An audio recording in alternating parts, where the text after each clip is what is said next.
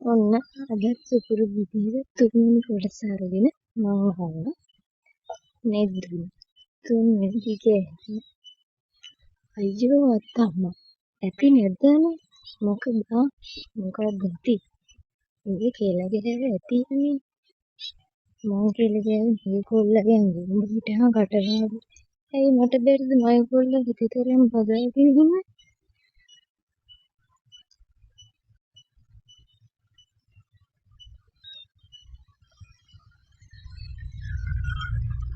සූර්ය බණ්ඩාර මැණිකේ අන්තිම ටික කියද්දි නම් කන්ට බිඳිලා ගියා. කොල්ලා එහෙම අයවහරක් තද කරලා සූර්ය බණ්ඩාර මැණිකේ වැන්න ගත්තේ මැණිකේ අඬනකොට ශාලු කවදාවත් අකමැති නිසා.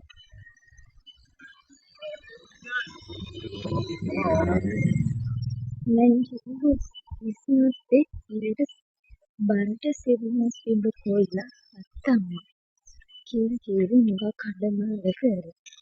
කොල්ලට සූර්ය බණ්ඩාර මැණිකේ ඉක්මනට බැලුවේ කොල්ල දිහා.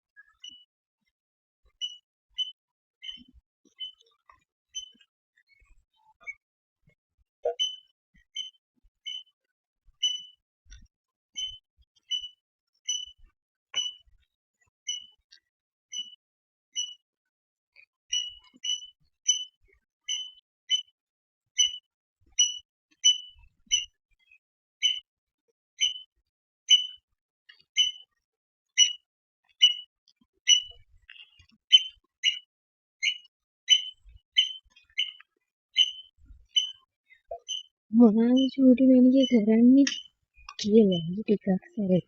නැත්තම් මේ ගංගාමල්ට එක බහ කියලා සූර්ය බණ්ඩාර මැණිකේ අම්ම කියනවා දන්නේ. උමා දුවගෙනාගේ වේගෙට තව ඩිංගියක් එහා මෙහා වුණාම මැණිකේ උමායි හැප්පෙනවා. මොනවා තුනේ නෑනේ සත්තලන්නේ කියලා කෙල්ල චාටු මුහුණක් දාගෙන සූර්ය බණ්ඩාර මැණිකේ වෙන්න ගත්තා. මට පිට බලන්න උනේ නෑ. ඔව් උනේ නම් උනා නම් ස්පීඩ් දාගෙන බලන්න.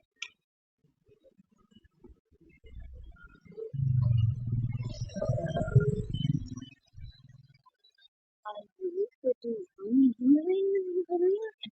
ඒක මම ගානට ඒකට කියපු කම් වලට දීර්ඝ සිරුරක් තිබ්බේ. ඒක තමයි හොඳම ලේද කියලා දන්න නිසා. කෙල්ලගේ බිල්ලත් මොන රිදෙනක් කරගෙන ඇවිල්ලා.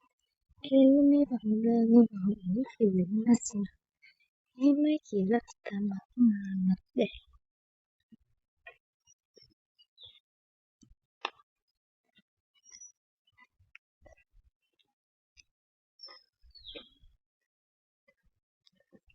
චූටි මැණිකේ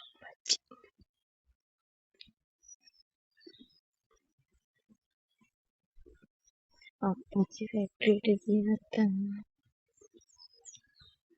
අම්මා කෙල්ලට රතන විසිරු කරන්න ඕනේ නෑ. ඒත් එක්කම කෙල්ල